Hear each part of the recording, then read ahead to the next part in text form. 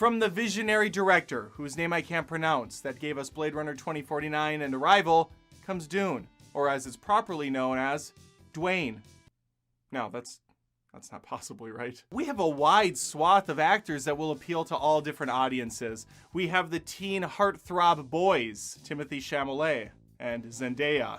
We have the superheroes, Drax and Aquaman. And we have the always reliable Stellan Skarsgård and Josh Brolin. You sprinkle in a little Oscar Isaac and you have a great cast all around, which you're gonna need because the movie is 2.5 hours long. You know, it has the feel of a Lord of the Rings, where it's a continuous story. The journey's only just beginning. We're gonna get part 2 in the future.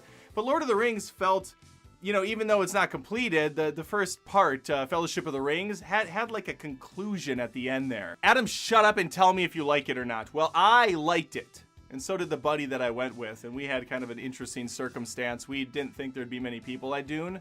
I don't know why. I just assumed it was kind of one of those kind of niche movies. It would go under the radar. The David Bowie one, the Patrick Stewart one came out like in the 70s. It's old. It's campy. I know it's based off a popular book series too, but still, I just didn't think it had the legs, but it was packed full. And we had to pick our seats, and there was no seats next to each other. So he was actually a seat up from me, and I was sitting next to some rando. I was sitting next to quite the character too. He was all in on this movie. It's not scary at all. Not a single scare to be found, yet he jumped twice during the movie. Just a full mini body seizure. He'd be watching and suddenly, and a hand would flail up and I'd be like, and dodge it. It grazes the side of my hair, at which I look over at him. I'm like, dude, this is not the way to go out. This is not how you want to die today. I also managed to like the film on top of the fact that there was a couple behind me that wouldn't shut the hell up the entire film, talking loudly. I turned around at one point, an hour and 45 minutes into this. I gave him a lot of time. And I said, shut the fuck up. This is what I said to them. Out loud. To strangers. That's how annoying and obnoxious they were being. These were adults. I'm past the point of being generous. I'm past the point of being courteous and nice. If they can't have respect for fellow moviegoers, stay home and watch it on HBO Max! They didn't stop talking either. So I still like the film at its 2.5-hour runtime, at its slow pace, at its lack of action, with a full house in the theater being obnoxious, chewing candies, slurping their drinks, and talking into my ear and having full body convulsions next to me. I still enjoyed the movie without a Coca-Cola Classic in my hand, because we got there and the line at the concession, short for concession, was just ridiculous. It was snaking around the line. I keep doing this for some reason. So I went in thinking, all right, I'm going to run out to the concession after about 45 minutes when there's a slow lull in the film. I can usually read it pretty well. I'll go out there. Well, I went out there and they already closed the concession.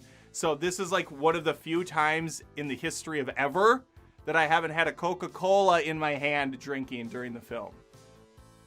It was very disheartening. It ruined some of the movie magic for me, some of the experience. Let's talk about the pros. For starters, the CGI is impeccable. It's very well done.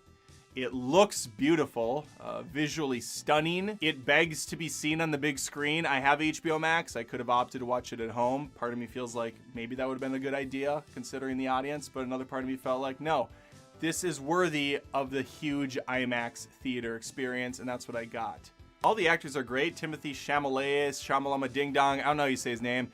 He was good. I don't really know him from anything. Young girls do, I guess. He's kind of the big thing going on right now. I thought he was good. He was solid. Zendaya, oh my God, Zendaya. Oh wow, just knocked it out of the park. What an amazing beauty. What a perfect performance from her. Absolutely stunning. No, she's barely in it.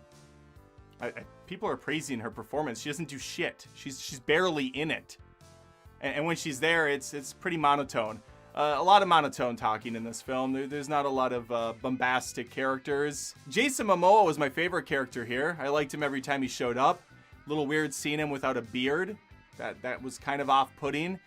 Momoa, to me, he loses about 50% of his attractiveness without that beard. He's the equivalent of the Beast from Beauty and the Beast when he turns back into Prince Adam, which is my name.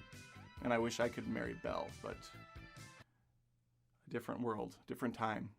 and she's a cartoon character. When he doesn't have the shaggy coat, he loses some of that animalistic, raw, sexual minutia, to use words that might not make sense. I forgot Javier Bardem is in this. Rebecca Ferguson, my beautiful Rebecca Ferguson. She does thankfully have a good amount of screen time. I always love her. She's just such a treat.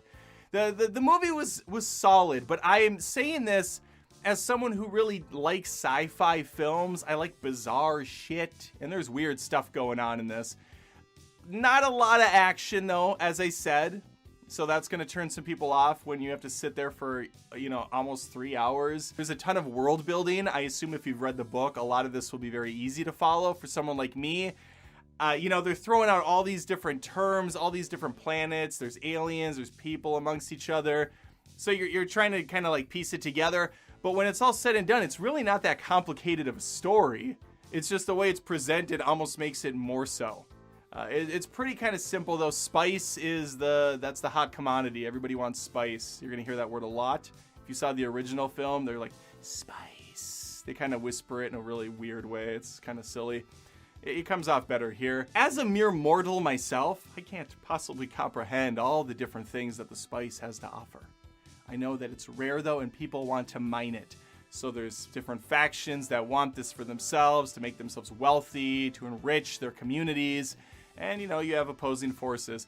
It's got the whole Star Wars playbook. I'm pretty sure Dune is older than Star Wars. If not, you can drag me in the comments. But it very much has the white savior thing going on that I know Hollywood and some people are really rolling their eyes at lately. The whispers of a young man who will return balance and save things and yada, yada, yada. I would be interested to know, because there is a couple lines of dialogue in this film from these women witches, these alien witch women. It's all women faction. And she says at one point, she's like, oh, you made a boy? You were supposed to make a girl. What the heck's the boy gonna do? The girls are way better. I'd love to know if that was in the book or if that was the writer, like, kind of projecting, thinking, yeah, we know this is a trope. This whole movie has been played out with the whole white knight saves the day.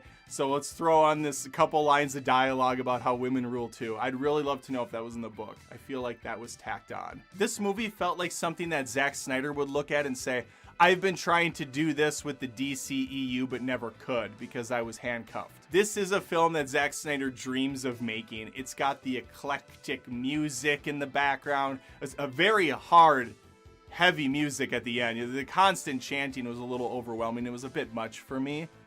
Snyder would be just creaming listening to that.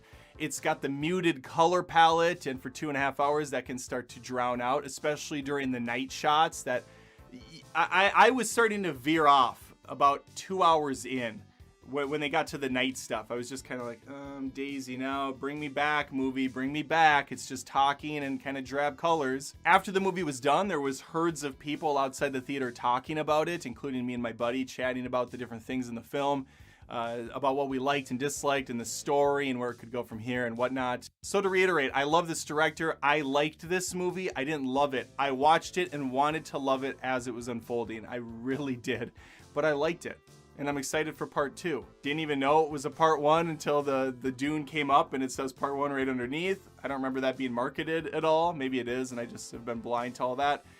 Yeah, so this is not a movie for everyone for sure. My wife, I don't think, would like it in the slightest. It's going to turn off a good group of people. But for those that are really into heavy sci-fi, into the lore, into all that weird shit, I think you're going to dig it.